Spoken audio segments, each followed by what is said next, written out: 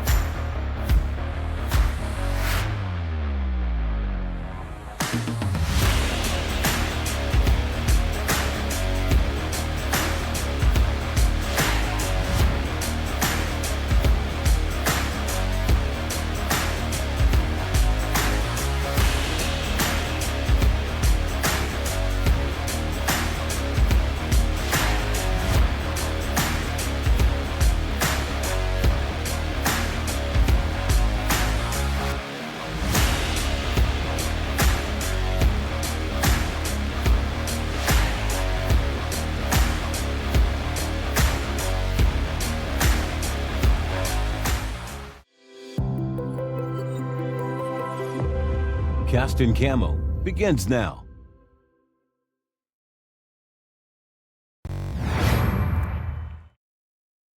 What is up? It's Sunday night. What's up, Eric?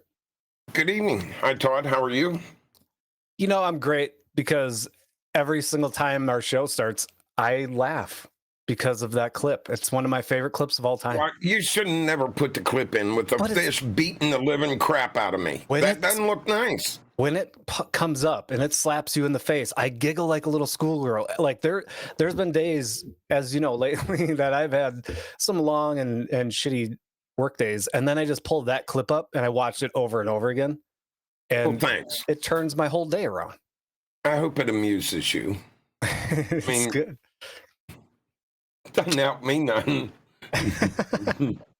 No women, no cry. No women, no cry. And yeah, it kind of blasts from the past. Last time we had this guest on that we're going to talk with tonight, we talked about him whooping your ass, and now we get to start with the carp whooping your ass. So it's kind of fitting. It's kind of fitting. I get my ass whooped all the time.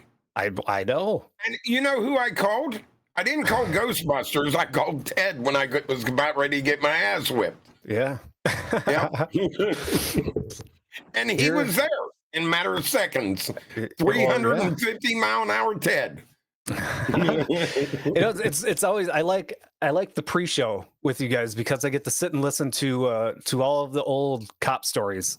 And to me, they're fascinating. I love listening to them because it's a life that I could never have lived, and you guys did. And I don't probably say this ever to you or enough, but I appreciate what you guys do, what you've done in the past, what you did, and what everybody that's, whether they're a trooper, detective, or a cop out there today, it's appreciated. Unless you ask Buzzard to see his license, then you've got trouble. Yeah, but I wish I was still a cop to pull Buzzard over, because when he says, I'm not going to roll my window down to give you my license, I would have said, Ted, the other window. He would have punched that window out, reached in, grabbed him by the scuff of the neck, and drug him out. And we would have shook him upside down until that little driver's license fell onto the ground. Hi, everyone. What is up? Dear Butch, thanks for the raid. Welcome in, everybody. Buzzard and his license. I love it. I love listening to him watch those videos. He gets so angry. I love it.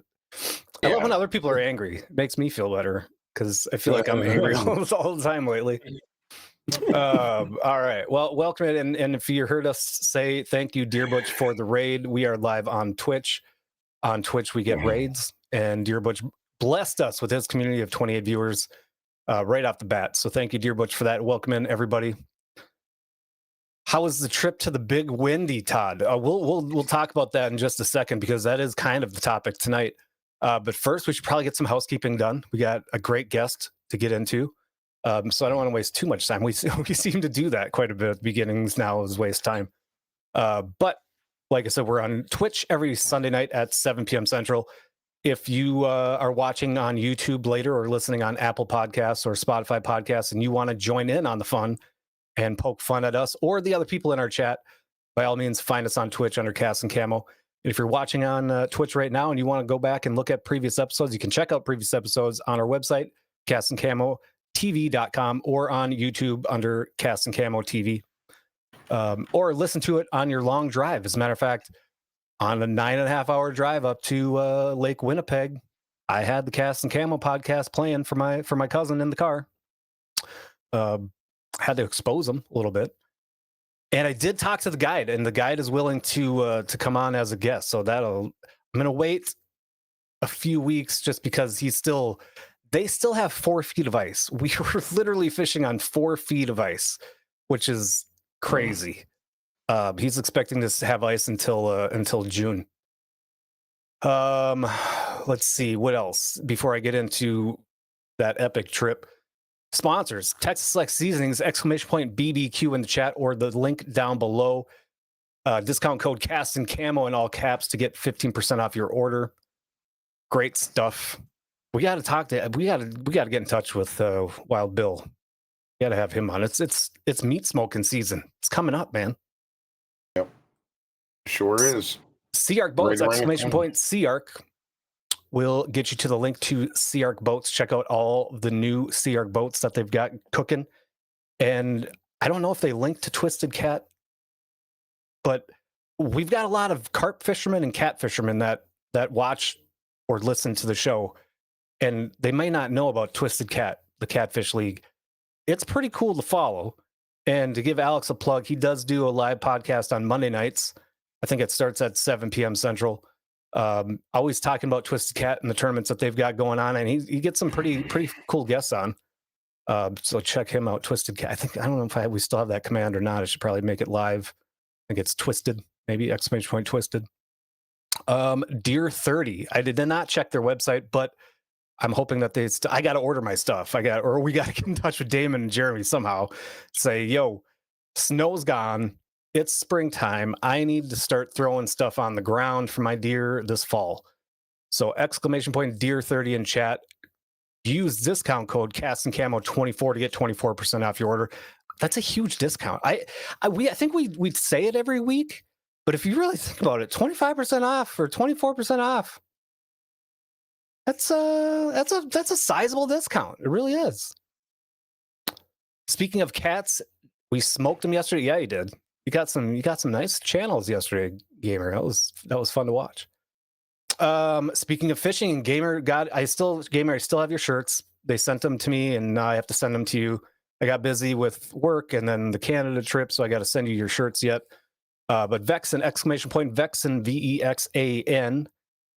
Make sure you check them out. Cast and Camo in lowercase to get 15% off your order from Vexan. Fishing rods, reels, tackle boxes, rod lockers, you name it, they've got it. ! Bees gets you to behave. Cast and Camo in all caps gets you 10% off your order. They're all natural products. Good for you and good for you. I think that's my slogan. It's good for you and it's good for you. If you want to join the Cast and Camo Discord, ! Discord in our Twitch chat, or find the link down below, and you can join the Discord. Otherwise, castandcamotv.com is the website. You can get the merch. All new merch is already set up with the new logo, the new font, the new look, everything there. And check out previous episodes. Also, check out on the website all of the links to all of the guests that we've ever had on Cast and Camo, and all 55 previous episodes that we've had a guest on that has had some sort of business or charter or outfitter. We have all of those links on that website. So if you want to go back and check out one of those, the links are there for you to check out. Canada trip. So first time in Canada ice fishing, and strangely, it was just like ice fishing in Minnesota. In the summer, have you ever fished Canada in the summer? Yes. It is so beautiful.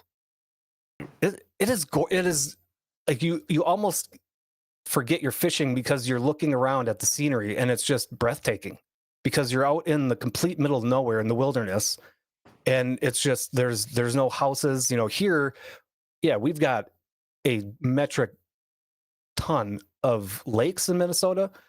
Most of them have houses. They're littered with houses, and you've got all these things going on. But in Canada, man, it's just freaking gorgeous. But yeah, we hit Lake Winnipeg last week to go for the giant walleyes, or the greenbacks as they call them, and didn't disappoint. Within the first 30 minutes, we had a 29.5-inch walleye up the hole. And about an hour later, we had a 28.5-inch. Unfortunately, we never broke the 30-inch mark, but they were there. You could see them on the live scope. We had the live scope up on both big screen TVs in the fish house. Fantastic amenities, and couldn't say enough about. And I'm wearing the hoodie. Gone Fishing. I can't say enough about that outfitter. He's phenomenal. Treats you well. Has everything you could possibly want, and puts you on the big fish and takes care of you. So hopefully we can get Chris on, and I did throw him on stream when I was live up there. But he's a good cat, and runs a great outfitter, and takes a lot of big people out fishing, man. He knows all sorts of folks, which is great. You want to go ice fishing sometime next year? Me? Yeah. I don't know. Maybe. I think you should. I think you should come up, and we could take you ice fishing. Look, we used to have a lot of cold weather where I used to live. A lot of cold weather and a lot of snow. I don't know if they get that crap anymore, but it used to be cold. We used to freeze our butts off. Yeah. And I love where I live. Because it's like the lowest we got this year, I think, was 0.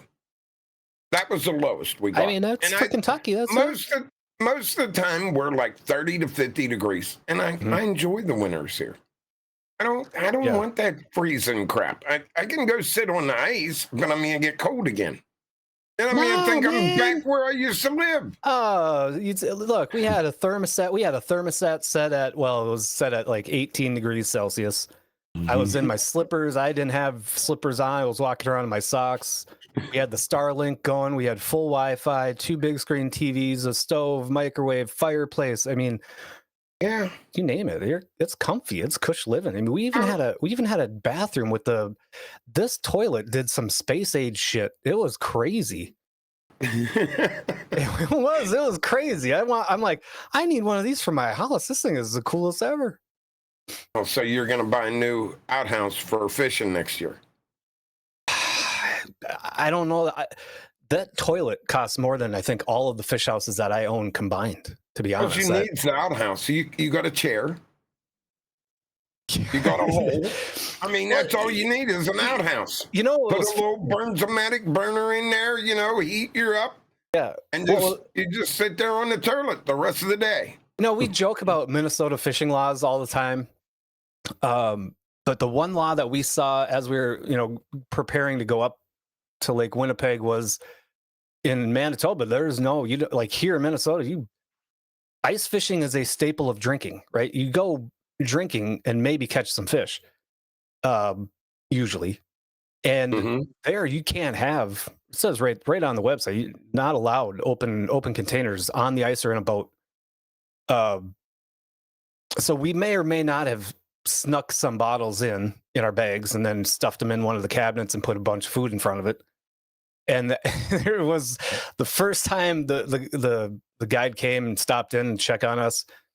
We were like, hey, garbage bags, you have extra garbage bags? And he starts filtering through all the cupboards looking for garbage bags. And I'm like, oh shit. And he got up to that cupboard and he pulled the stuff aside and he just kind of looked at me. He's like, is that your booze? I'm like, I don't know what you're talking about. He's like, you don't have to hide it. It's legal if you have a toilet, and you have a toilet in here, so you don't have to hide it. You can pull it out. I'm like, huh. So talk about dumb laws. In Manitoba, if you have a toilet, then you can drink. You can have open liquor, open bottles on the ice, why didn't we have that in Pennsylvania? God, we would have been in trouble. It made no sense to me, because I'm like, okay, well, now define a toilet, because I can take a bucket and a trash bag. That's a toilet. I mean, that's the toilet that I'm used to. Yeah, right. But it was interesting. But to answer Walleye's question, it was great. Over the course of the 2 days, we had the fish house for 48 hours. We caught, I think, about 75 walleye.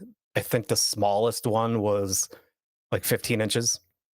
And then the largest was 29.5. And most of the fish were right around 18, 19, 20 inches with a handful at 26, handful at 24, handful at 22. So overall, it was phenomenal. We didn't move once. We just sat in that house and we caught fish, and it was a good time. It was nice to get away. But I only streamed the one day. It was kind of nice to just fish the second day, and the fishing wasn't as hot and heavy. We caught more fish the second day, but they were more spread out. It wasn't like one after another in the evening. So it was a little bit of a slower day anyway. Speaking of walleye, let's bring in our guest, because that's what we want to talk about tonight. Yeah, he's I think he's asleep right now. He might be. There he is, Mr. Ted Race, Crooked Creek Charters. Welcome in, Ted. Good to see you again. How you guys doing tonight? Good. Can't complain. Have you ever fished Lake Winnipeg? No. The only time I've been to Canada, my wife works for a company out of Toronto, and we went to Vancouver once. She was up there for a work trip, and it was during the Pacific Salmon Run. And I'll tell you what, that place was crazy. Like, I looked up Vancouver, and it was like this very dense city. But once you get on the outskirts of it, it has like seaplane bases, and it's nothing but like wilderness around. But I grabbed a backpack and I went up. There was they had those ladders for the salmon to go through on the one place, and it was something else. But never walleye fished up there. I can't wait to go back. Usually when summertime up there, that's when I'm busy, so we don't get up there too often. But your summertime you're in Erie fishing. Wintertime you're guiding out of Florida fishing. Yep. So that's why I'm so tan right now. That thing you did to me today was kind of unfair. I'm sitting here and look over, and there you are coming in on your boat, and I'm like, what the hell's he doing live out there? This is not fair.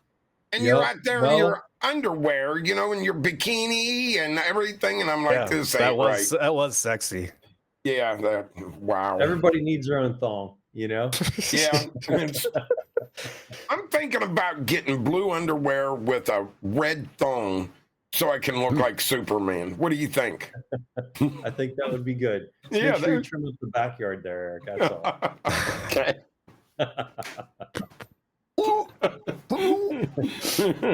Agreed.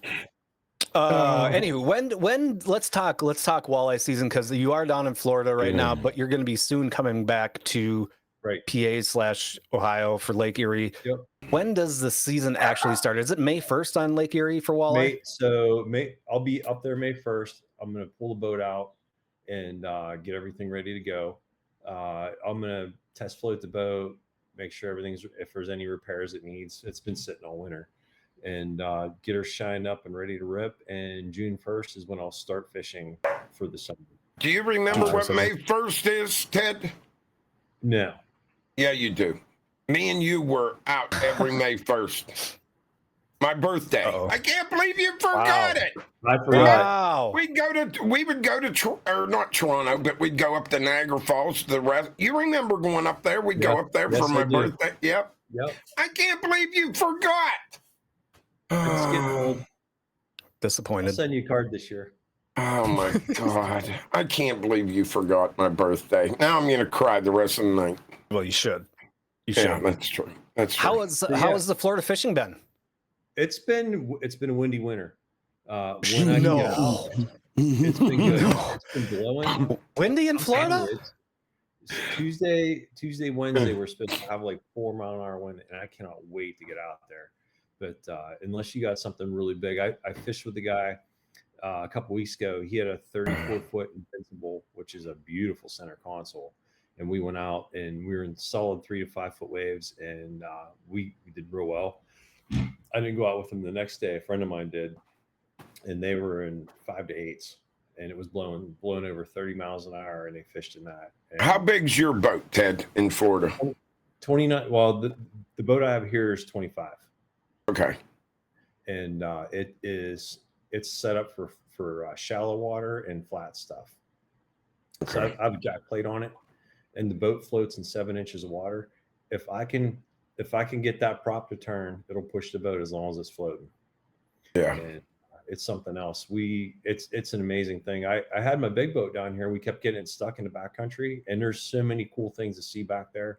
And we just decided to go with something very different. And so we have a 25-foot Carolina skiff. It's got a T-top, and it's got like a square front on it. I call it the station wagon and the keys. Like, it's not sexy and it's not fast, but it gets you and all your shit like everywhere you need to go. That's and what you need it for. Yeah. It's rated for 14 people. We've never had that many on it, but it can take some weight, and it's just not real good in rough water.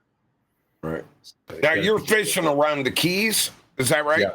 Yeah. I'm in Big Pine Key, which is 30 miles north of Key West. Right. And we do a lot of different stuff, a little bit of spear fishing. We do some diving for lobsters, things like that, along with, spinning and trolling. Trolling's my favorite, but, it's been, when we can get out there, the fishing's good though. Right. So caught wahoo, mahi, tuna. We got some grouper this year, a whole bunch of snappers, mackerel, whole variety of different fish down here. Now, if you're a true Florida fisherman, on the days coming up when it's like 3 or 4 mile an hour winds, if you're a true Florida fisherman, then you have to start bitching that there's no wind and it's too hot. So that's how it works. When you're in Florida, it's either you bitch that it's too windy, or you bitch that there's no wind. Because you got to do one or the other. I came down here at the end of September, and I was working out in the yard, and I couldn't figure out why I was so hot. Here, the heat index, right. 126 degrees. I'd go outside and work for a little bit, come in, drink a half a gallon of iced tea, and go back out and work for a little bit.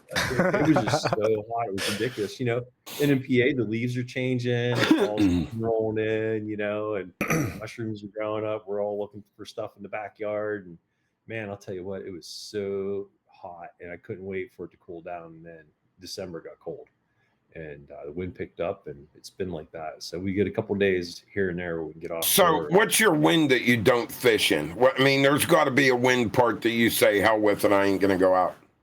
Okay, so here the Gulf Stream goes from south to north. So if you get any combination of a north wind on that Gulf Stream, what it does is it pushes against each other and stacks the waves up. So you get those real steep waves, and there's almost like no back to them sometimes.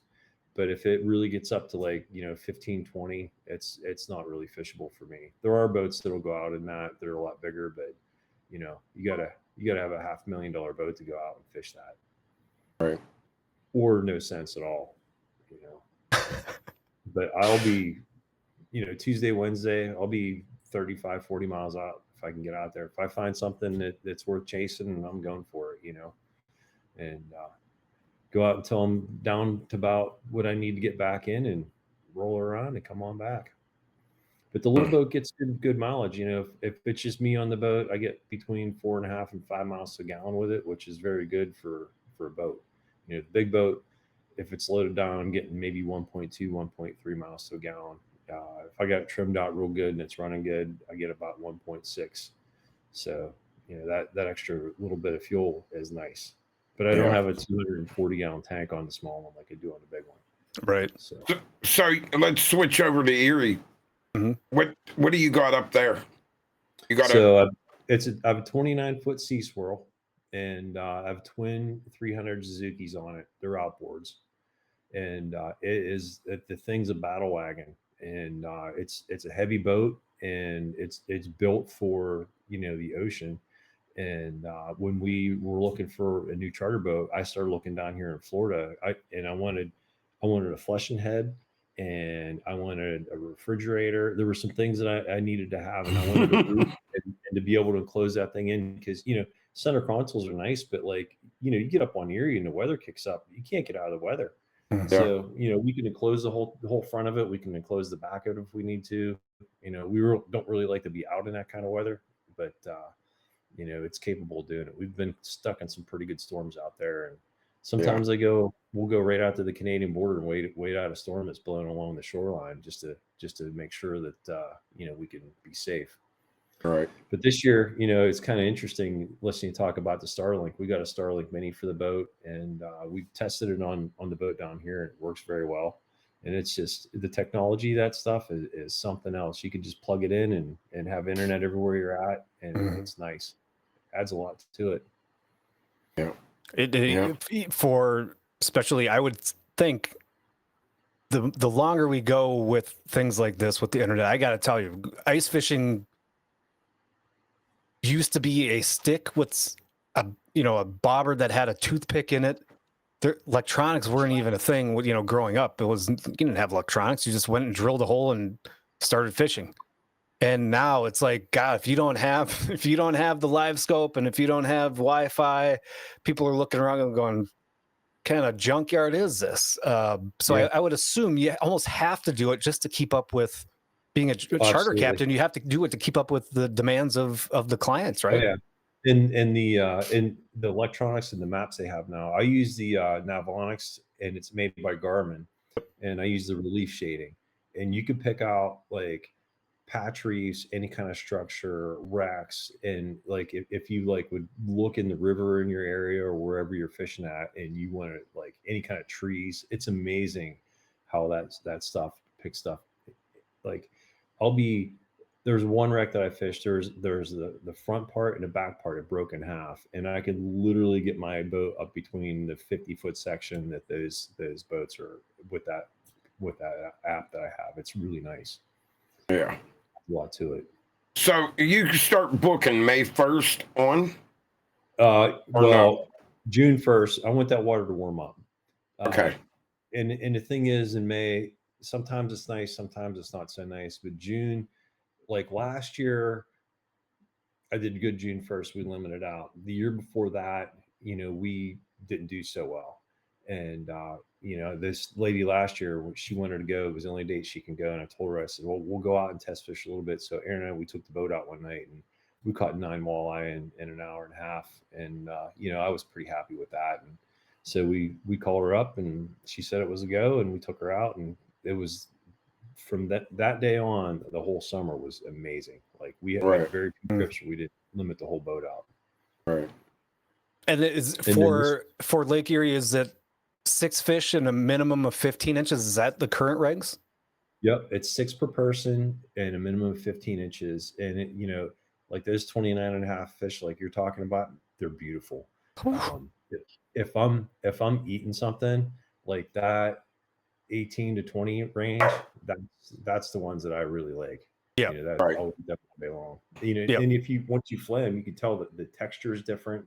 And I don't know how old that 29 and a half inch fish is, but boy, they're just beautiful to get once in a while. But if I'm getting something for a fish fry, like those mid-range fish, really nice. Yeah, even in Minnesota, I think it's usually 1/27. Depending on which lake you're on, Minnesota's weird. You have different slot limits, pretty much for every different lake. Lake Winnipeg was 14 to 21 inches, and then you could keep 1/27, but that counted for your whole limit. Mm-hmm. And I think most people, if you're keeping a 30, 31, 32 inch walleye, it's because you're putting it on the wall. I don't think they're eating it. But yeah, the 17, 18 inchers are delicious.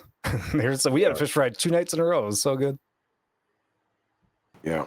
Just last night, interesting talking about a fish fry, but we went diving for lobsters the other day, and my sister was down, so we got some nice lobsters. And then my buddy called me. He's a sword fisherman, and he went out and got a swordfish, and he gave me this chunk. It was just this big old chunk of swordfish, man. It was so good.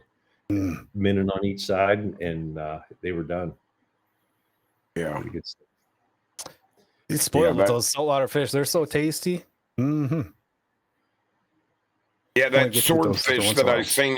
Was that a barracuda you filleted in one of the pictures in your? That was a wahoo. A wahoo. All right. Yep. I couldn't tell what it was. The fish was a long way off from the camera, so. That's because it was so big. I had to fit it in there. That fillet was monstrous, though. I was like, what the heck? Interesting thing. I was the designated driver on New Year's Eve. Oh, wow. I didn't get anybody home. I didn't get anybody home until it was like 4:30 in the morning, and I'm sitting there, and the boat was, all the rods were on, it was gassed up, ready to go, and I fire up the coffee pot, and I'm like, I think I'm going to go fishing and watch the sunrise.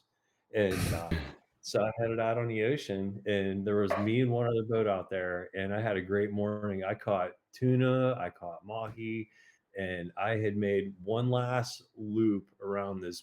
It was like a floating ball of buoys, and one last loop around it, and I thought I snagged the buoys, and so I was clearing the lines out. I was going to back the boat up, and then I saw my big rod go chink chink, and I was like, "Oh, we got a good one."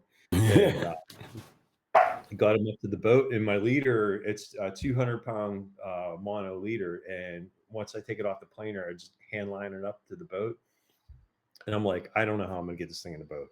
And it was, and their teeth on those things are just like razor blades, and I got to end up getting them in the boat, and it was so big I didn't have any way to keep it. Didn't fit in the cooler, so I just plugged up the scuppers on the back of the boat with some rags and dumped the cooler. Come on in. It was a good enough day. I bet that was fun. That was an awesome day of fishing right there. Yeah, sounds like it. So when you're on Erie, are you running planer boards as well, or what's your technique? So I'll run, and it depends on the waves and the wind. Mm-hmm. But typically, I'll run on each planer. I'll run 4 rods off of those on each side, so I get 8 out on the planers, and I'll run 5 colors of lead core, and either like sometimes I'll run a crawler harness, sometimes I'll run a short lip, a shallow diver, and if I need to get them deeper, I'll put deeper diving plugs on there. And then on the sides, I use the Cisco rod holders, and I'll run 6 dipsy rods off of those. So the only thing that happens is when the waves get bigger and the wind picks up, sometimes I'll pull one of those dipsy rods off, and I'll pull like 1 or 2 of the planer rods off, just so that, because when the boat's pitching back and forth, it's hard to keep that stuff entangling. Yeah. Yep. I would rather have 2 or 3 good rods running on one side than have a tangle. You know, once you get 4 or 5 rods tangled up at Wipe Shop for half an hour, and I always keep spare stuff down in the cabin. I have a whole other set of rods down there, all set up and ready to go. All I got to do is throw a lure on them and get them back out. But still, the downtime of, having to cut stuff off and redo it. We'll get a steelhead on occasionally, and they'll tangle stuff up pretty good. Mm-hmm. But you don't mind it when you're getting a fish in. But weather-wise, it's kind of hard to. You come home with a whole bucket full of line, and you got to sit there and get it all fixed back up for the next day. But yeah, it's pretty good setup I have. And when they come off the boards, I use a rubber band, and I use the Amish Outfitter clips, and they have the little pinch point in there, and they have a set screw. So when that pulls out of the clip there, it just goes back, and the rubber band stays on the line, and the clip goes out to the end of the board. And just keep going through them. And I have a couple hundred clips on the boat, so sometimes you lose a couple, sometimes they break. You just stick another one back on there and let it rip. And usually when you're letting the line back out, the rubber band's right where it needs to be. You just clip it right back up on there, put it back out on the planer board, and let it go. In the dipsy divers, I run the number ones with the ring on it, and I'll run the one that's closest to the boat on 0, and that's always my deepest. And then I stagger them out. I'll do like a 1 or 1.5, and then the outside one will be a 3, and that one's the one that swings out the furthest on that. So it's an art form using those things, man. Yeah. I struggle just using one on each side. So the concept of using that many planers, I would be a mess. And as the summer rolls on, when the fish go deeper and we're out in deeper water, I use braid. So I'll use like 20 or 30 pound braid on the line, and I'll snap on like a 2 or 3 or 4 ounce weight. So I'll run it 100 feet out, put my weight on there, and run another 100 feet out, and then put it on the planer board and send it out from there. And that gets that thing way down there. Sometimes those fish are down 50 feet, right? And just to get it down there that deep. And sometimes you can let that line out, and you can actually feel that sinker hit the bottom. And you kind of want to stop it because it's on the bottom, but like after that thing picks up and the boat starts pulling it, with the drag and everything, it comes up off the bottom. Mm-hmm. So. This might be a dumb question. We talk a lot in Minnesota about fishing for walleye outside of 30 feet, 30 to 35 feet or more, and how that's detrimental to the fish. Is that even a topic on a big lake like Erie? Does that even come up? Is it different? So on the western basin, like Sandusky, they jig fish over there, and sometimes they're in shallow water over there. And I would say 35 feet or less when they're jig fishing. Like April, that time of year, that's when they catch the big females that are over there spawning. However, like where we're at, like 25 feet of water, it's kind of hard to fish in. I like the 30 feet and deeper, and like in the springtime, like for June and then coming into July, those fish are in pretty shallow, and then once the water starts warming up, then we have to start moving out a little bit deeper. But basically, all we're trying to do is find the bait fish, find what they're eating, because that's all they do is swim around. They don't have like a tree that they congregate around and we're fishing around out like you would find in a lake or something. But we're chasing these big bait balls of fish, whether it's shad or lake shiners or whatever it's out there at that time. And you just don't know. You just try to find that bait and stay on it. I'll leave an area at night if I'm doing 2 trips, and I'll get back out there in the morning, and they're usually within a couple miles of where I left them. And but the lake out there, it's been so healthy, you could troll for miles, and if you're in the right area, you won't get out of the fish at all. Like it's that good out there. Wow. So which trench do you usually fish out of? All right, so the trenches are off of like Walnut Creek. Right. So that's in the Pennsylvania side. Yeah, but what angle would that be for you? So that would be like leaving Conneaut Harbor, which is kind of on the PA-Ohio border. I'd be going out and heading to the right. So it'd be like a 45-degree angle to go out to those trenches. Okay. I typically don't fish that area. It's kind of a long run for me. And then it's going, if I go east in the springtime, I'm kind of handicapping myself because those fish migrate from west to east. Right. So like sometimes I'll get out and I'll run towards Asheville, Ohio or Geneva, Ohio. And that's the nice thing about that boat with 600 horsepower. It'll run 50 miles an hour. And if we got the water, we can run fast. We can make some good time and get to an area and get on some good fish. And I've run Father's Day a couple years ago. I put over 100 miles on a boat just getting to and from my fishing spot.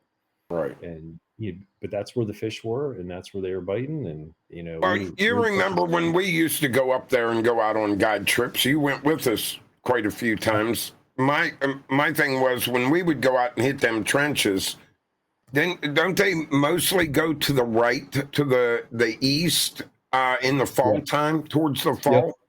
Yep. So how do you handle that? Do you go and tow the boat somewhere else and put it out, or do you go out of where you are? From where I'm at, I can make it all the way down to Erie if I need to, or I can go all the way over to like Geneva. But for the most part, that area out of Conneaut is consistently good year round.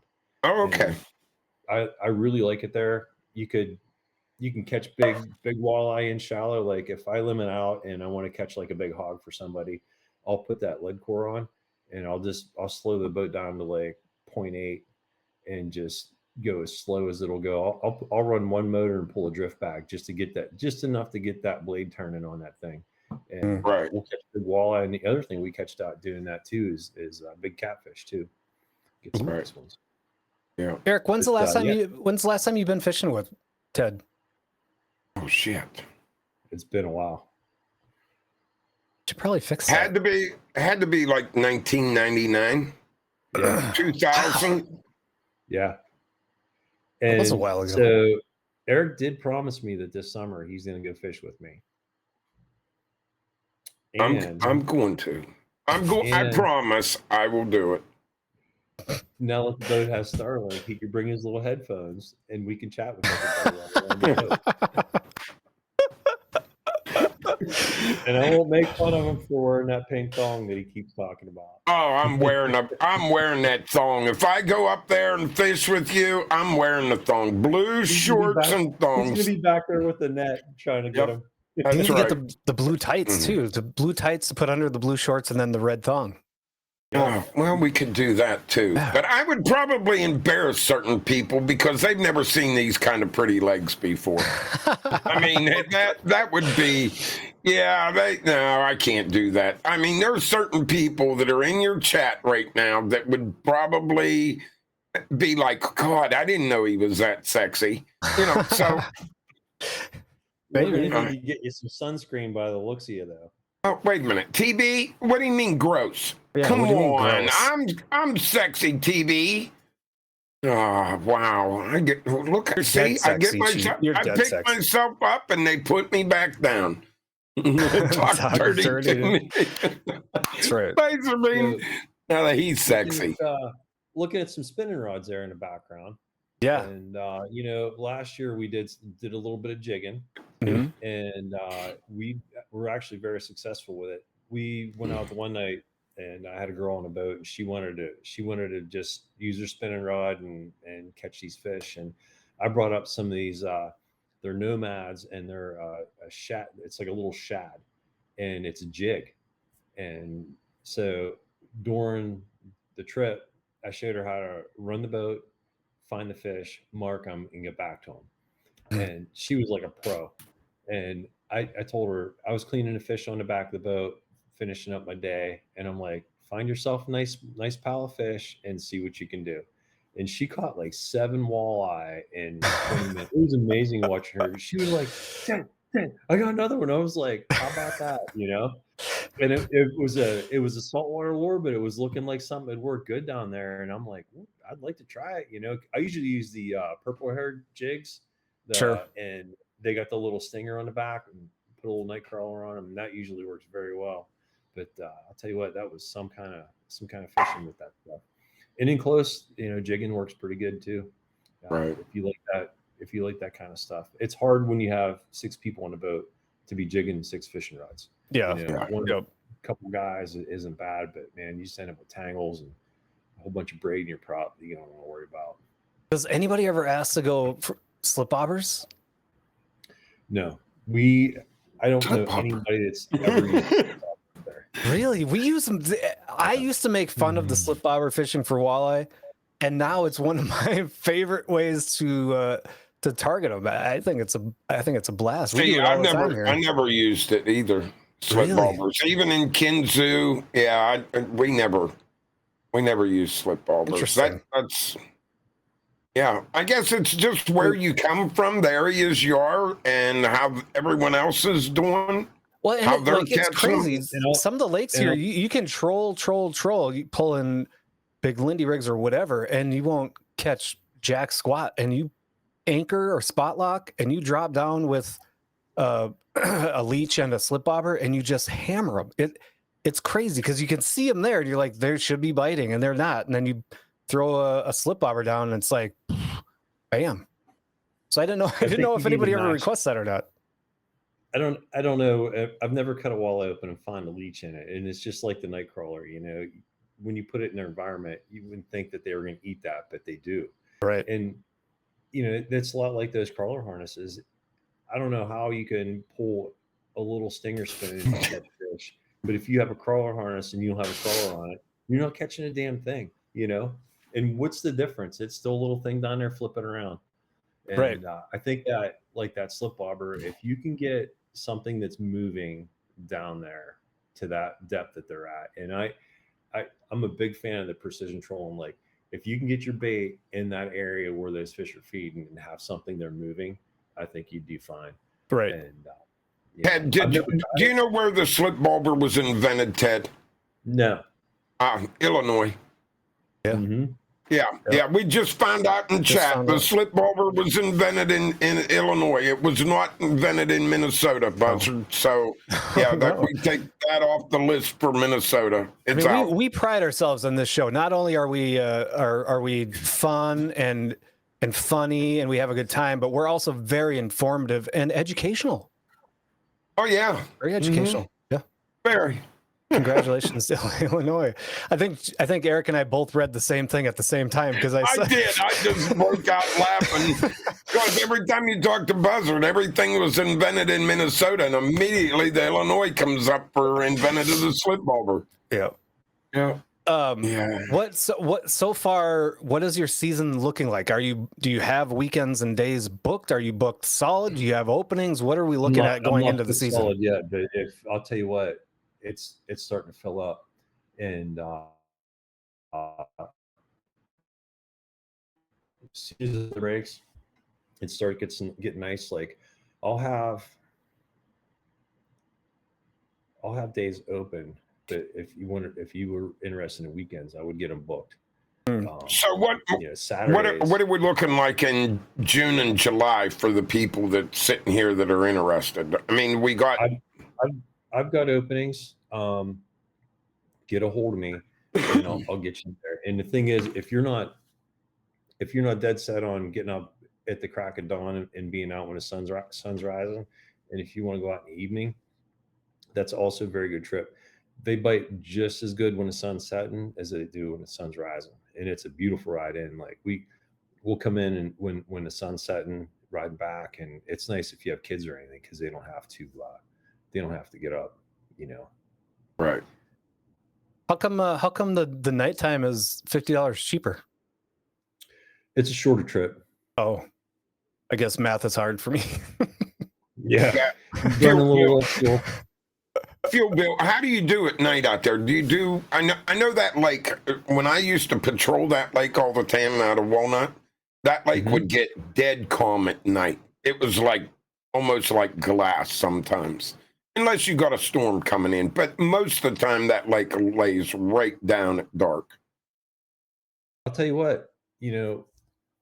It always gets calmer at night, and it's always calm in the morning. That noontime wind, once that air temperature starts coming up, that's when the lake will kick up.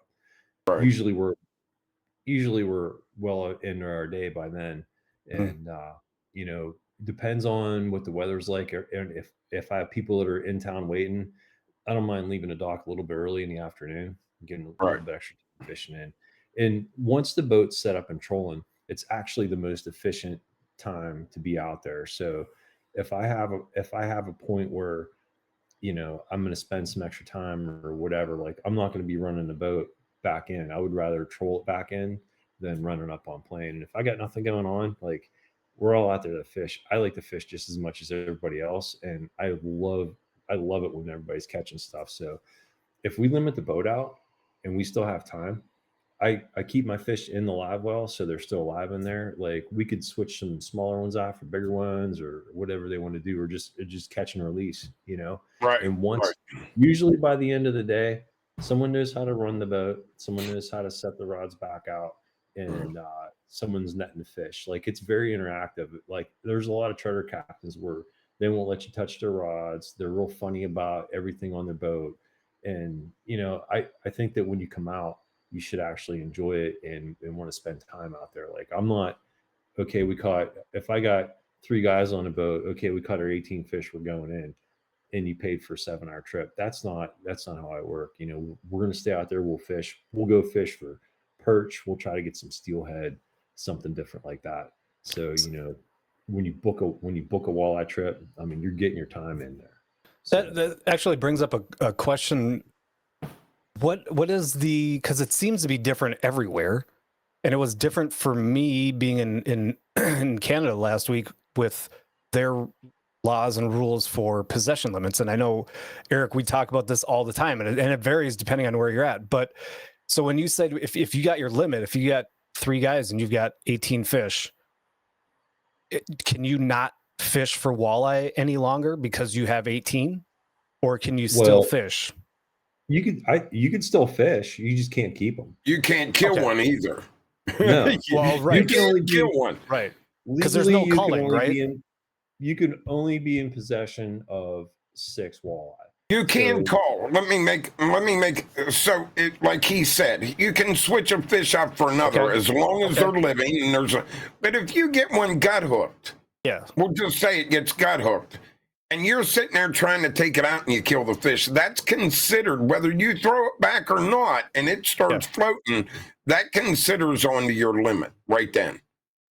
So then you're 1 fish over. So it's like we used to do trout fishing. We used to be allowed 8 trout per day. Mm-hmm. A lot of people would fish and get 6 and then just start throwing trout back. But if they kill one, which happens quite often, they end up putting it on their stringer. So now they got 7. So they can fish a little bit longer if they do that. And that's something that, I don't know. I don't think Ohio, I'm trying to remember. Someone looked this up not long ago. I don't think Ohio has a possession limit, do they, Ted? For walleye, Like PA? it's 6 per person. Well, no, possession over 2 or 3 days. I'm on a trip. PA, if I have a possession limit, it's a daily limit versus possession limit. So if I'd have to check on that. I think Ohio is different. Yeah, I mean, my freezer's full of fish by the end of the year, and right, and you're still in possession. I mean, you just didn't eat them all. Right. So, well, once they get to your house, that possession is lifted. But if I'm on vacation and I'm up there visiting you, and I have a cooler, and I get, we'll say the 2-day limit is possession limit of 12 fish. You're allowed 6 each day. My possession is 12 fish. That's all I can actually catch at that point because it's a 2-day possession limit. I understand? Yeah. So dumb question, but since you're both cops, and I want to know, doesn't it kind of depend on the definition of possession? Like if you have your limit of 8 fish or 6 fish, sorry, in this case, for one person, and you catch another walleye, the second you take that hook out of the fish's mouth and you're holding that fish, is that not? Do you not have possession? What is the definition? Not if you're returning the fish loose back into the water. Okay, it's not a crime. It's not a crime to take the fish out of the water. Right. But if you're going to kill it and put it in your cooler, then it's a possession. Okay. Yeah. It's counted on your daily limit at that point. Mm-hmm. So different everywhere else.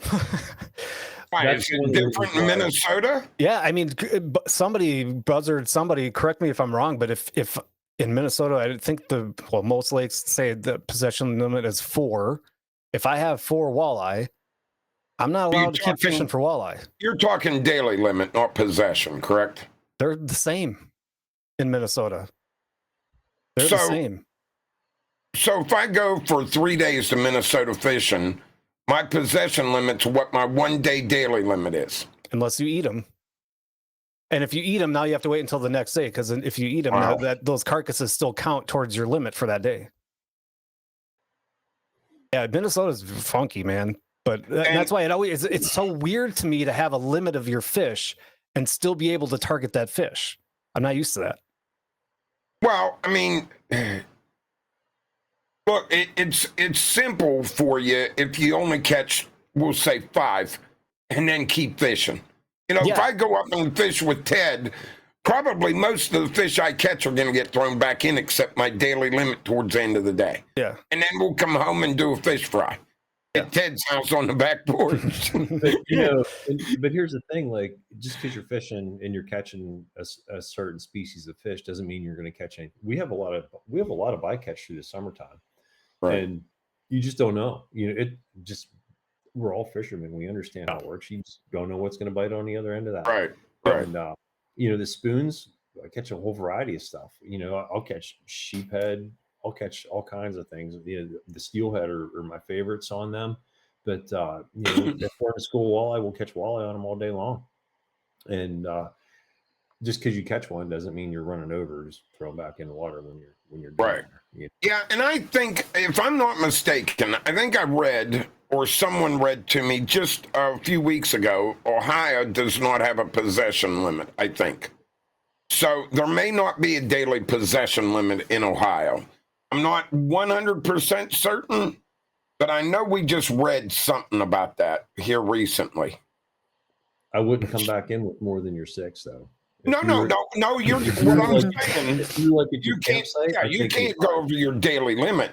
Yeah. I mean, you got to keep them in a cooler, and I'm going to know as a conservation officer, I did that for 25 years. I'm going to know whether that fish was caught today or yesterday. As soon as I look in the cooler, you're going to be able to tell on them 2 different fish. Yeah. But I'm not sure. I'd have to read into it again.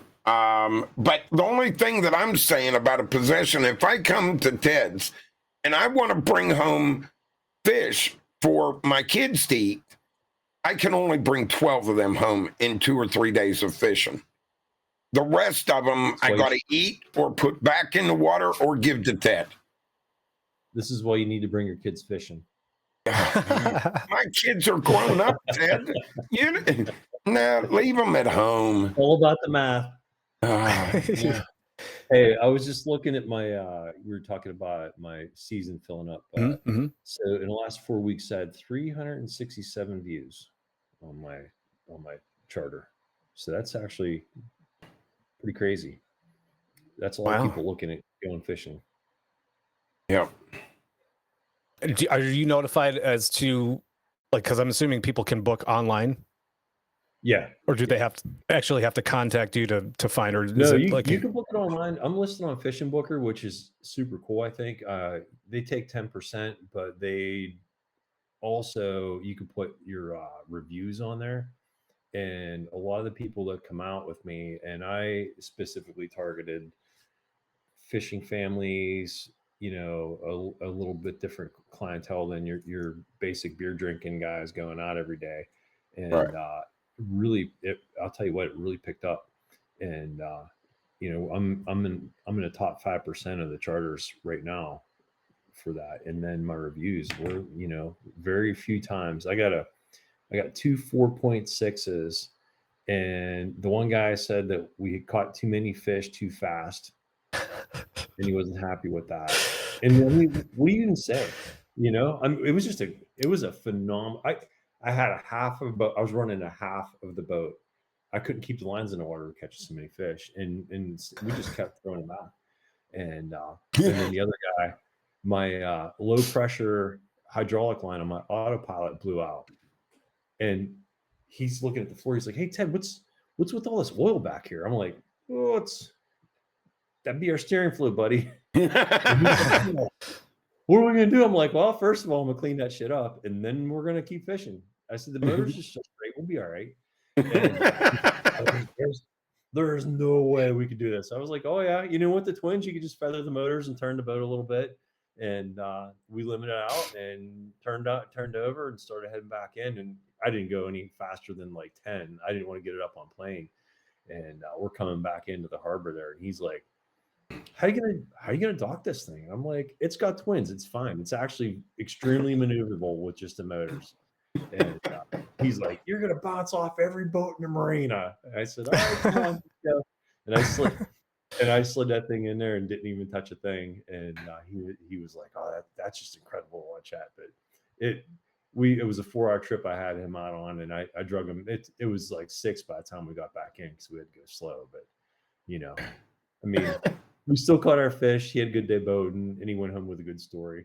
The other guy, you know, I don't know. I don't want to apologize because I caught too many fish, and you know, it is what it is. His arm's tired. Did he actually write that in the review as he's giving you the 4.6? He wrote the reason for this is because we caught too many fish too fast. Because I like feedback, you know. And hey, do I need to slow when I'm busy? Do I need to slow my catch rate down? You know, do I need to pull from 4 rods to 2 rods or whatever? Like how can I make? And you don't know, like, you don't want to go out there and short yourself. Like I could have been running 4 and got my limit, you know, but once you get in that comfortable zone there, you know, that's where I like to be. I like to be where I know that what I'm getting when I come in. And I had a guy, he came out the one day, he wanted to jig fish. And I was like, okay, we could do that. He was a fisherman, and the 2 people he brought, the other guy, I think, just wanted to smoke weed. And his son had no interest in fishing other than the fact he wanted to hang out with his dad. And I told him, I'm like, let me just look for some fish. I'm going to get you a good base of fish, and then we'll go from there. And so I did a little bit of trolling. I caught him 14 fish. And I'm like, okay, the last 4 fish are for you guys. Let's see what you can do. They couldn't hook a fish to save their life. And, you know, they're trying. He's like, what am I doing wrong? I was just struggling with it. I'm like, you know, we could start up. We could just get the rest of these fish through real quick. And But then he's asking me, he's like, "What happens if I don't get my limit?" I'm like, "I'll bust out a spinning rod and catch those 4 fish for you if you want." But that's how he came out. Let's try it out. But yeah, you never know.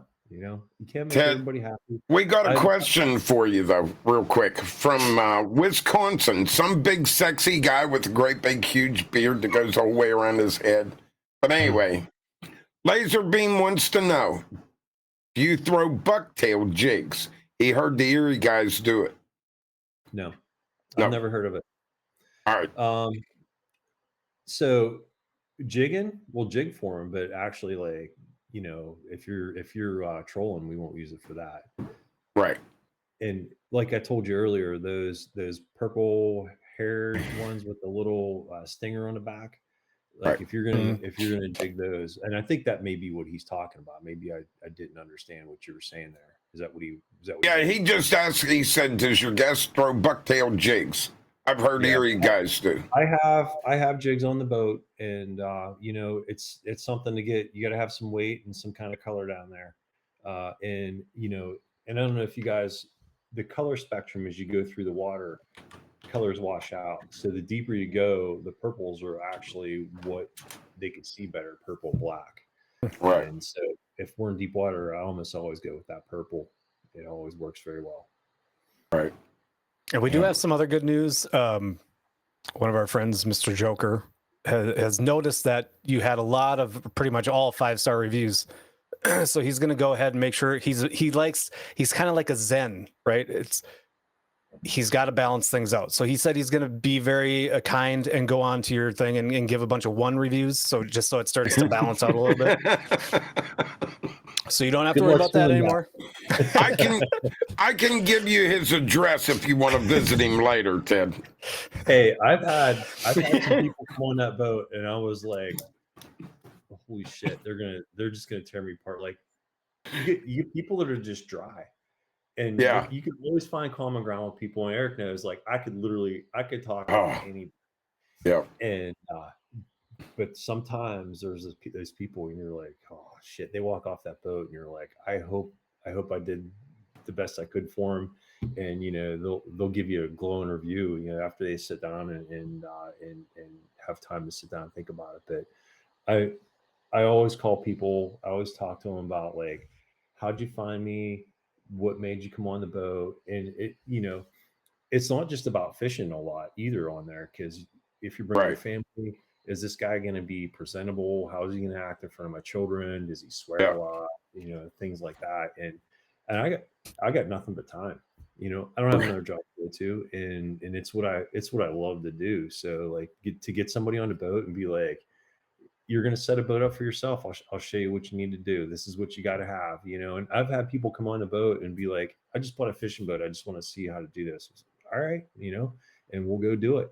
And it's cool to show people about it. It's like teaching somebody how to call turkey.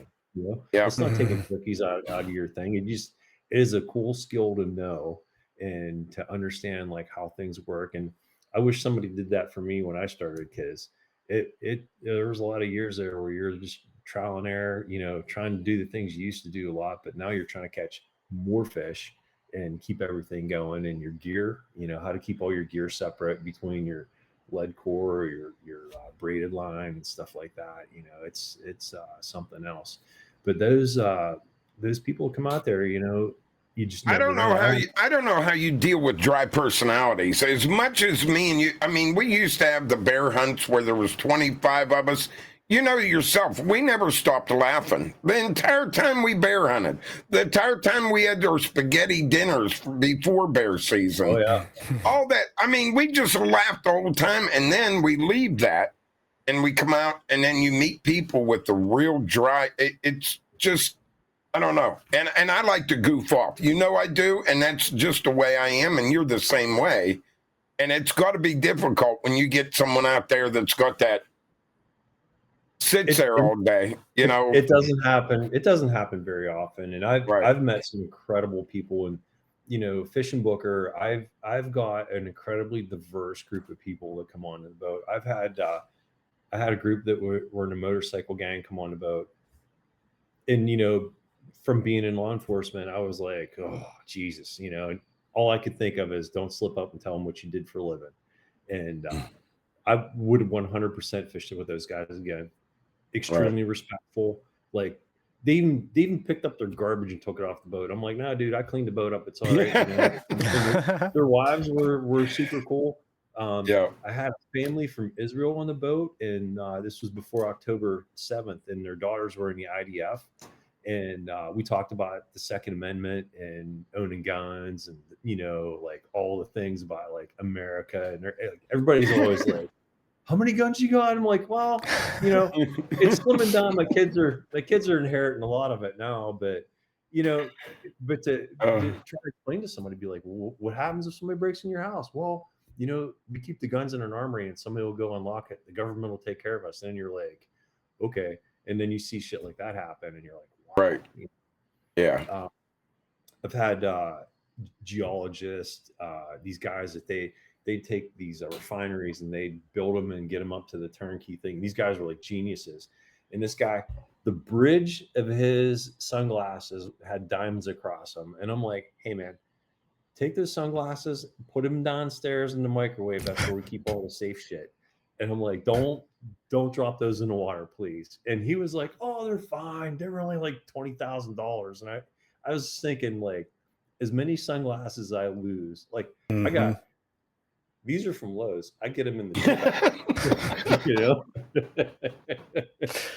I'm as basic as I got my Walmart real tree fishing shirt on.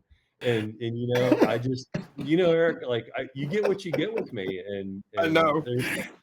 Like I don't need fancy shit, but a lot of times you see people get on there, you're like, wow, you know, the whole family was sick of gear and like all the things because it's gonna rain. I'm like, did you guys just buy all that? And they're like, yeah, we heard it was gonna rain this weekend. You know, how many thousands of dollars they had tied up in their rain gear. Yeah. Speaking of fancy shit, do you are you into the live scope? Are you using the live scope or Mega Live? I don't use the live scope. You know, and here's the thing. For me, if I was fishing along a bank somewhere looking for specific things, I would use the live scope. Or if I was dropping on it, like, and I'll use ice fishing for an example. Like you're getting that thing right in front of that fish's face. I know, like I have side scan, I have 3D, and then the regular HD sonar. And basically, you know, you'll have the first thermocline and then the second thermocline in some deeper water. And depending on where this fish are at, that's where I want to get my gear to be. So as I'm fishing, I can either see them off to the sides or under the boat and just try to get my stuff into that area. And with 14 fishing rods, it's not like you're holding one trying to get it there. Right. Like, I'm basically mimicking a whole school of fish swimming through the water. And that's what I want to do. Like I have always run some kind of spoon. I like the small stinger spoons, and I like the purples and the rainbow colors. Then I'll use like bandits or any kind of like short lip plugs. And on that 5-color lead core, that'll put me in that 25, 30 foot range with them. And that seems to be the sweet spot for me. Later on in the summer when they're deeper, you know, I'll either move it to braided line and some sinkers, or just run some fat lip plugs on there just to get them deep. Right. But yeah, it's not an advantage for me because I'm 200 feet wide. So I got 100 feet out each side, and it's not like I could turn the boat and go like 5 feet over. Like I'll mark it. If I see something really good, I'll hit it, set a waypoint, and I'll troll out, make a big turn and come back to it and see. Or if I go through something and I hook up on like 6 or 8 fish at a time, I'm definitely gonna turn that boat around and see what I can get out of that, you know. But sometimes there's fish, you know how it is, they're just not gonna eat. And I hate to leave fish to find them, but when they're not eating, they're not eating. You gotta go find something that's gonna, you know, fill up that live well for you. Right. It's true. Seeing Laserbeam's name in our chat kind of reminded me, with it being springtime, the big walleye run that they have in Wisconsin going into Lake Michigan, whether it's the Fox River, I've fished the Menominee River. Do you guys have anything like that up there, Eric? So in Ohio, the Detroit River and I think it's the Maumee River is what they call it. Maumee River. So they go up there, and then on the streams, like my place is on Crooked Creek, and then in Pennsylvania there's like Walnut. And you could cast along the shoreline down there and get them. Like when this ice breaks up, like we still got a little bit of ice up there right now. Once that's gone, you can start fishing for them in close, but it's got to be smooth. It's if it's kicked up at all, and that stuff in there by the creek mouth, so it's usually fairly shallow, and it'll get stirred up. It'll be like that milky, chalky water, and it's pretty hard to fish in that. It's true. I don't know. Laser beam, I'm assuming. Well, did you say not that I should be talking to chat, but I was curious if you're going out on the Fox River again. Laser beam's a big walleye guy. I'm always jealous when I get to see him on his boat on the Fox River in April, seeing those. Man, it's amazing when you drive out there and you're seeing videos and pictures of thousands of spawning walleyes just shoulder to shoulder trying to go upstream. It's quite the sight. Like that. No? Okay. No. It's quite the sight. Yeah, not that heavy. They'll spawn in the Western Basin over near Sandusky in Port Clinton, and then they'll migrate from that side of the lake over. And so that's what we're fishing for, is those migrating fish. And there are some resident walleye that hang around. Don't they climb off of Cedar Point? That they spawn quite a bit right there off of Cedar Point. Yep. And jigging over there is a big thing. Yeah. Especially in April. Yeah, you catch his big walleye over there. Those big females. And I think they get on there wherever they're nesting up as, or where they're spawning at. They get fairly aggressive. It's just like a bass, when they're spawning. You can throw anything at them, they'll bite it. Right.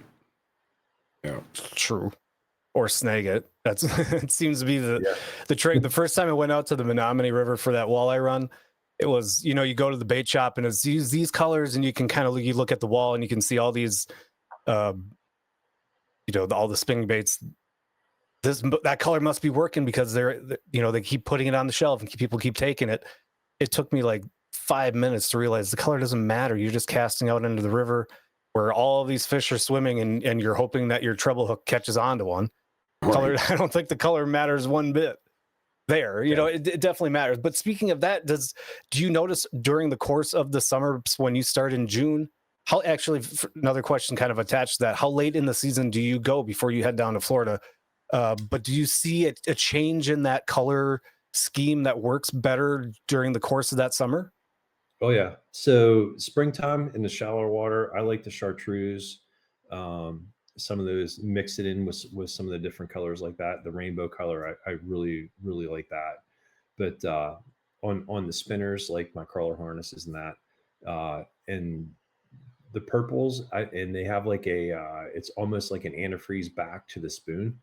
And I like that on there also. And that seems to be very well. But once you get out in deep water, it's almost all the darker colors, the purples and the blacks and stuff like that.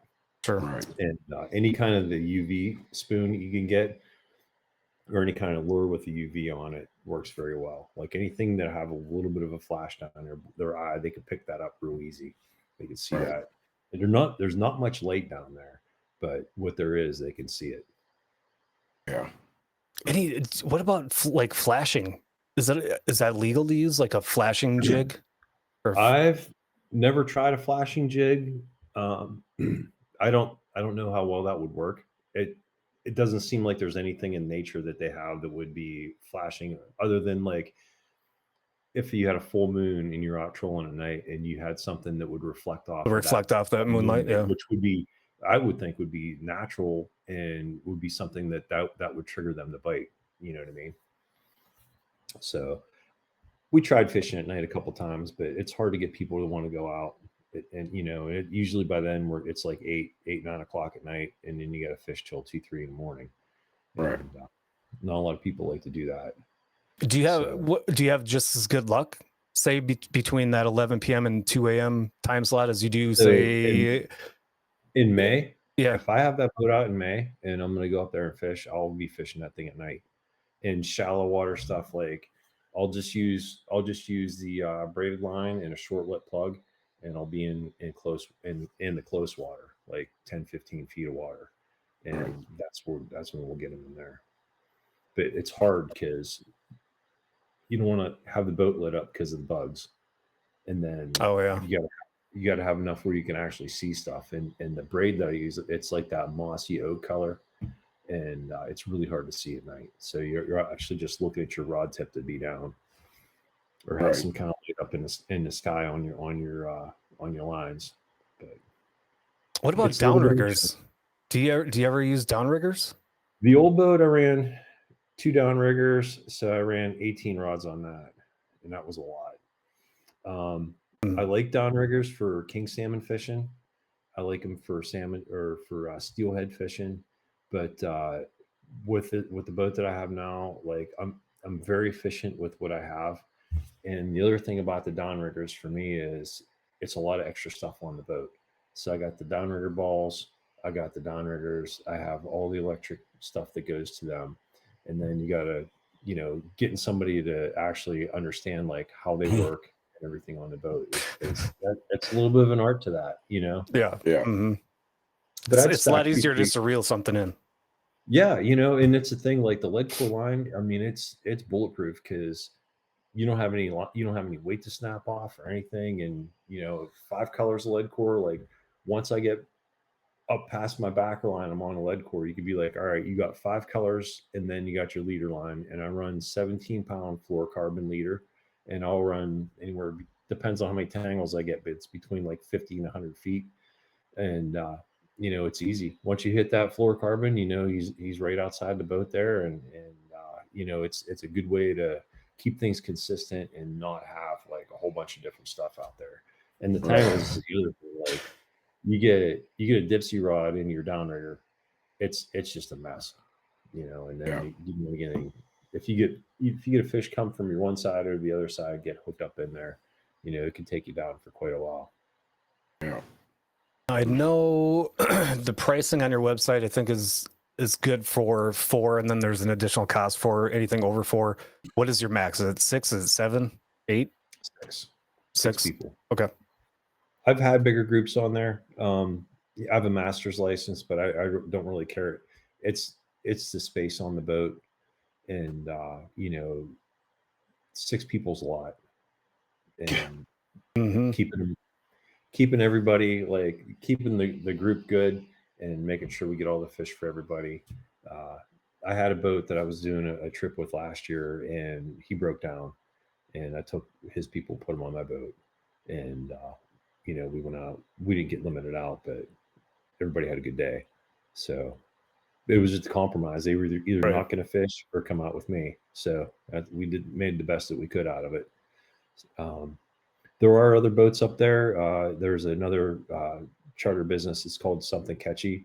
They have a big drift boat, and that boat actually, I think they can take 18 on that one if you have a big group, and they specifically drift fish. So, and that's all jigging. I can't imagine. So these people need on Erie. Go ahead. These people need to get hold of you as soon as possible if they are interested in a trip. So yeah, make sure you get hold of them if you guys want to fish Lake Erie for walleye.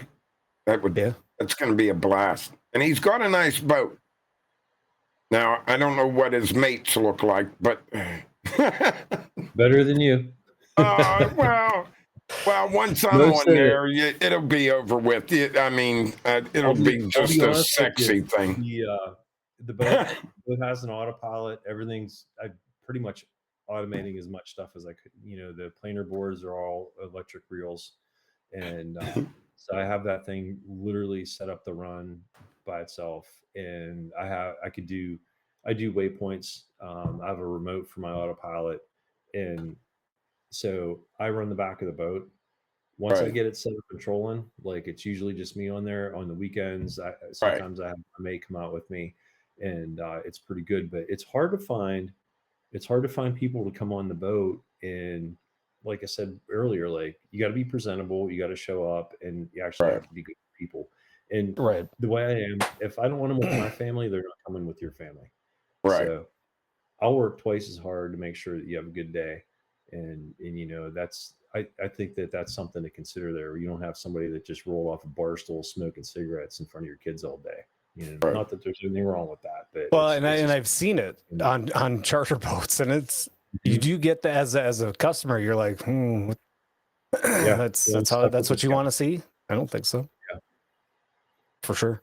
I All mean, right, I have everybody has their I have a controversial question. Always struggle. I don't know about you, Eric. When you take out or you go out with a guide, I always struggle with the tip. What is acceptable coming from your perspective? And I get it, and you can give me the PC response of it's a tip, whether it's there or not. But like at a restaurant, if you give 10%, you're a dick. Is there, you know what I mean? Like, but when you're talking $650 or more, like 20%, that's a lot of money. So as a charter captain, what is acceptable? What are you looking at? Thing. I don't survive on tips. All right. And I have people that when I talk to them on the boat and they're out with me, I know that they saved up for a year or more to come on that trip. And they might give me something that other people would be furious about. But to them, that's a lot of money. And I come from a blue collar family, and I drove a $200 car when my wife was in college. Like, I understand how that is, but on the other side of that, like I took these guys out on a $500 trip last year. So I was doing these half day charters in the morning. I was just looking for something to fill up my weekday mornings. Mm-hmm. And they gave me a $475 tip on a $500 trip. And I was like, wow, that's just incredible. Like, it floored me about it. You know, I was super appreciative of it. Typically, if you're going to go out, the acceptable is 20%. And that's good, you know. And it depends. Like, if people are over performers and doing good for you, tip them. Like, but it's hard because a lot of them, like on their boat, they'll be like, hey, the mates work for the tips. Right. I mean, I don't know. I would think that you would have to pay your mate at least a flat rate and then split. Some people split it with the captain, some people don't, but it is acceptable to tip them. And it is very, like, those guys, it's a lot of work working that boat all day. You know, there's times I get on there, I get on it before the sun comes up, and I get off it when the sun goes down, and I work hard. You know, that's my little bit of workspace back there. I clean your fish for you on that boat. I package your fish for you on that boat. There's things that you don't have to worry about that other people do. Like when I take you out, like, it's, you get the whole thing. Like, you don't have to worry. I'm not going to throw you a cooler full of fish and be like, hey, good luck at the fish cleaning station. You know, I clean them good for you, and I got walleye down to about a minute of fish to clean and skin them. So now, were you filleting them, Ted? Oh yeah, I'll fillet them. Okay. I've had people wanted a couple of them, you know, scaled and gilled. You know, and I've had one lady, I cut the backbone out for her and kind of like folded fish. Have you ever seen that? Cut the backbone and the rib cage out, and the fish is almost. I'll next time we're together. Yeah. Show you. Yeah, but I haven't seen that. That took a little bit of time. What are they doing? Baking it? Baking it. Yep. That's what I thought. I was going to say maybe they're baking. I had a Chinese lady. She wanted them whole, and I asked her to send me some pictures of what she did with them, and I never got any, but it'd have been pretty cool to see what she did with them. Whole, as in not even gutted? Not even gutted. She just wanted the whole fish. Yeah. Yep. She probably used the guts for her garden. There's a lot of people who do that. That's true. Hey, you know. Yep. Sure, there's been stranger things happen. Yeah. I mean, a lot of the old timers that I know will do that. Will just gut it, skin on and scales on, just gut it, and then they'll smoke them. Probably not walleye, more pike or things like that. But it's not. I've just not heard of not even gutting it, but the gut, just doing the old gut. I think you need to gill them and gut them. I don't agree with not taking the guts out of. I think it would be detrimental to the quality of the fish. But right. Yeah. Do you cut the throat? Do you bleed them out? So they get bled out when I clean them. So the pictures I sent you, the fish on the floor, that's at the end of the day. I pull them all out. We'll count them up, pull them out, and they're still alive then. And I got a fillet table in the back. And with the rules in Ohio, I can't throw anything in the water. I have to keep a log of what I catch and clean, and the customer gets a receipt for what they have, and the date and time that I did it. So that enables me to actually clean the fish up for them. But I use a Bubba electric knife, and that thing.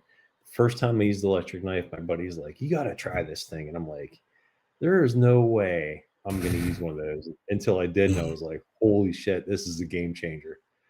But same thing. And they bleed right out, and the quality of the meat's just as good as if you cut their throat and threw them in a cooler.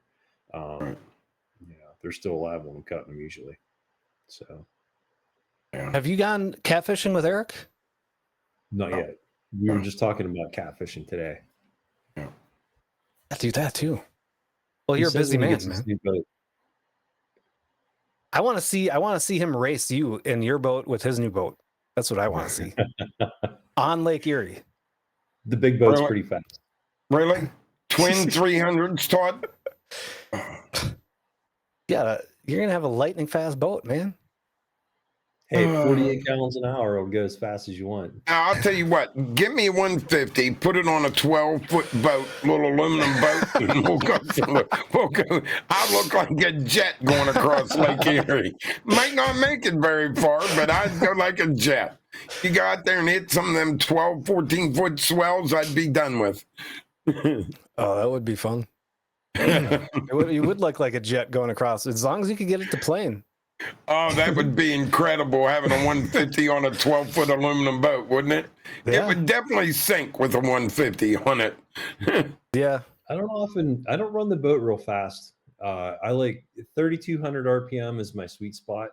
So at that speed, the boat burns about 17 gallons an hour with both engines running. If I take that up to 6,000 RPM, it burns 48 gallons an hour.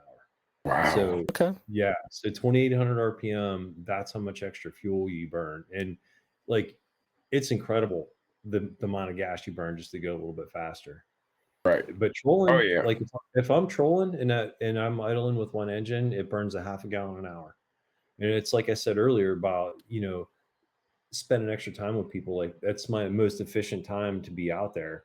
And like, if I'm going to clean fish or something, and I got people that are still interested in fishing, I just set the autopilot for the harbor and let the boat rip and take it from there, and it just literally just takes itself back.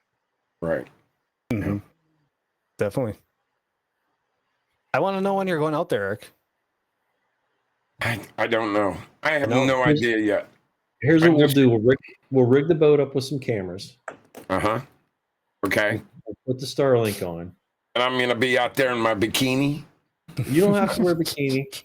Oh, no. You're not going to get any tips in a bikini. I'm going to tell you that right now. I'm going to be your mate this year. I'm going to be in my bikini. You're going to be out there arguing about your limit. How many can I possess now?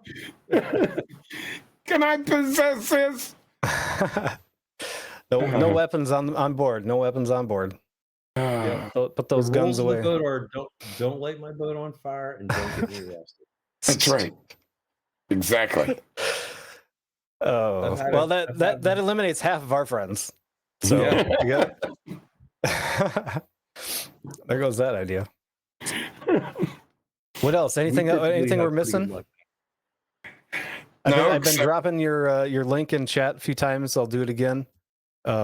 Everybody, if you want to get in on that, if you can call me directly and I'll get you in. If you and Monday through Fridays, if you got a couple guys and you just want to go out and catch a fish, I offer a half-day trip, and it's been very popular. And it's only Monday through Friday. It's not on the weekend because Saturday and Sundays are my busy days. But if you want to go out and you want to experience the lake or catch some walleye, like, that's a nice cheap way. You get, and I don't have an extra fee if it's more than 4 people. It's just you can load the boat up with 6 guys and we're going out. You're only getting 4 hours out. If you want to stay out longer, we can talk about that. But yeah, usually it's a nice way to get out. You know what I'd be doing to you, Ted? I'd be like, Ted, I want to stay out longer, but I only got $1 bill in here. What can we do here, brother? Yeah, I'm going to give you some wax. You can start waxing the boat for me. Got to keep her shiny. Yeah. Oh, There's Eric on the boat. Wax on, wax off. that's right. We're all bald, so yeah. Beautiful. Wax on, wax off. That's right. Oh, That's right. my. Yeah. Off the rails. All right. Well, get in. Everybody drop the link again. Crooked Creek Charters. Ted, thanks for coming on again. And it's always fun to talk, especially with the history. Yeah, absolutely. The next time we talk, we're going to be on the water. Yes. Yeah. We're going to be live. We're going to be live on Twitch streaming Ted dancing. I'll show you all my stuff. Show you how the boat's set up. That's right. Good. Yeah, we're going to have a blast. I'm 6'4" in weight. I'm not a good dancer. It is not a tactic for Well, anybody. I've seen you dance before, so don't even go there, all right? Now I got to see this. Now I got to see it. No, you don't. Oh, we got to do the recipe. I did bring pictures this time. Oh, you brought pictures this time. All right. I listened. All Ask right, me, Ted, shout, or see. hold on. We're going to put on a recipe here, if we can ever get it.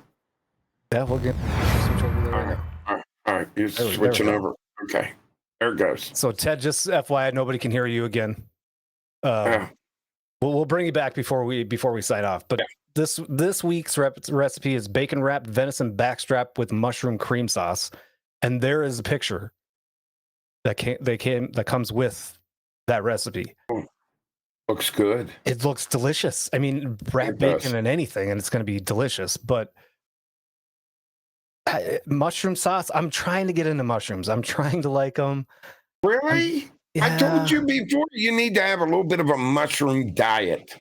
I know. Yeah. Yeah, it looks really good.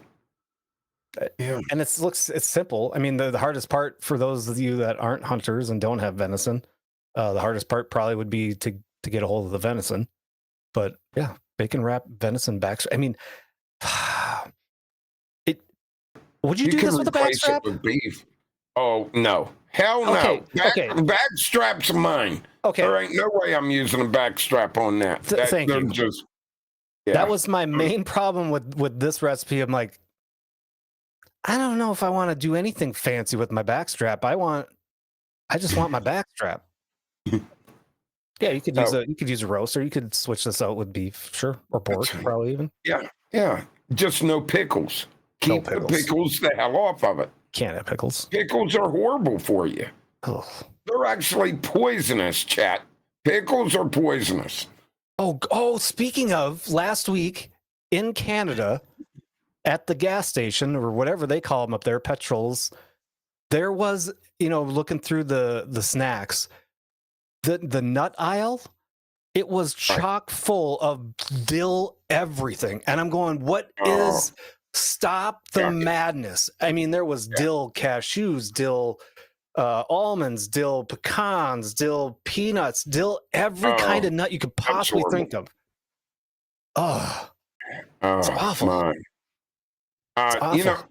Let me do something here. I think we're going to have a show on morel mushroom hunting here coming up soon. I think we need to do a morel mushroom hunting show for spring, because we are probably going to have morel mushrooms in the next couple of days.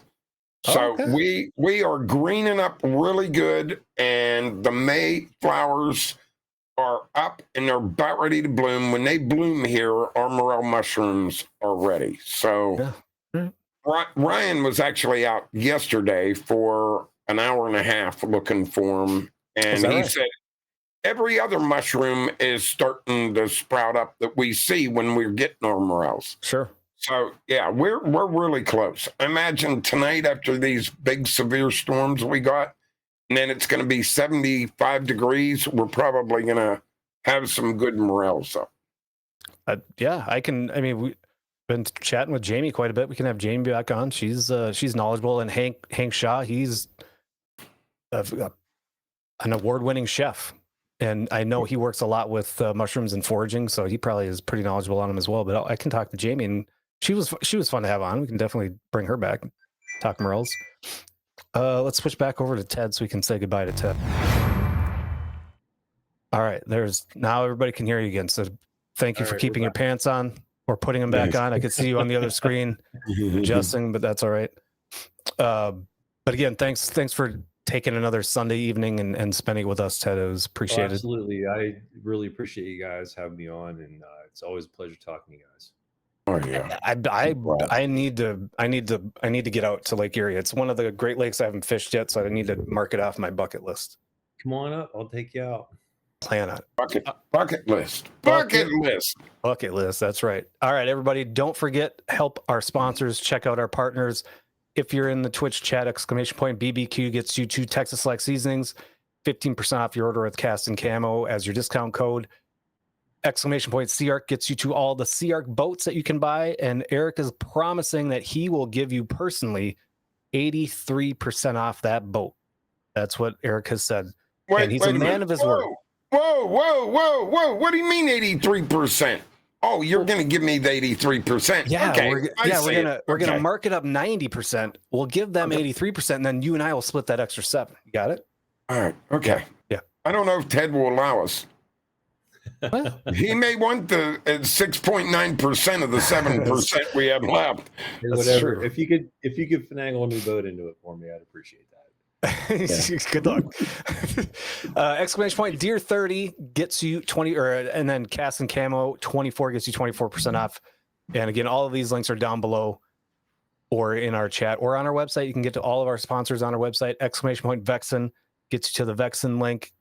15% off using Cast and Camo as your discount code, and Behave Bees and Cast and Camo discount code gets you 10% off that order. I don't know if we're gonna be talking with Hank next week or not. Maybe I can see if we can get Jamie on next week and talk mushrooms, since tis the season. But we do have that we want to do, and then we've got Hank Shaw, the award-winning chef, coming up, and I got to get back in touch with the noodling guy.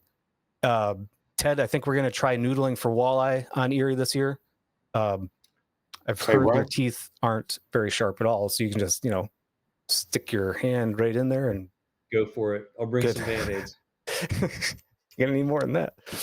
All right, but otherwise, no matter what we're doing next week, we'll be back next week. So for Cast Camo, I'm Todd. I'm Eric, and we'll see you guys next week.